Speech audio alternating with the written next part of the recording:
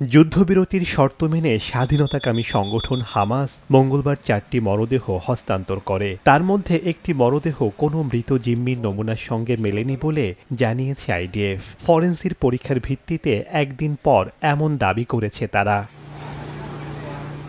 জিম্মিদের মরদেহ ফেরত দিতে হামাসকে সব ধরনের প্রয়োজনীয় পদক্ষেপ নিতে হবে বলে হুঁশিয়ারি দিয়েছে আইডিএফ। যুদ্ধবিরতি চুক্তির আওতায় হামাস সোমবার থেকে 20 জন জীবিত জিম্মি এবং 8টি মরদেহ ফেরত দিয়েছে। ইসরায়েলি জিম্মির মরদেহ হিসেবে যে 8টি মরদেহ হস্তান্তর হয়েছে তার মধ্যে একজন নেপালি এবং 6 জন ইসরায়েলি। আরেকটির পরিচয় শনাক্ত করা সম্ভব হয়নি। আবার এর মধ্যে 2 জন ইসরায়েলি সেনার মরদেহ রয়েছে। গাজার একটি হাসপাতাল জানিয়েছে ইসরায়েলের ফেরত দেওয়া 45 জন ফিলিস্তিনির দেহাবশেষ পেয়েছে তারা। কট্টর ইহুদিবাদী মন্ত্রী ইতামার বেন গাভির বলেছেন, হামাস যদি গাজায় এখনও আটক সেনাদের মৃতদেহ ফেরত না দেয় তবে সাহায্য সরবরাহ বন্ধ করা উচিত।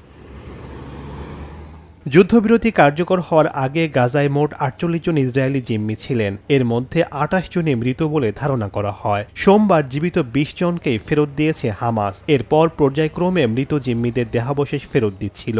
এরই মধ্যে ভুল মরদেহ দেওয়ার অভিযোগ তুলল আইডিএফ। শেখ সাদি মারজান, সময় সংবাদ।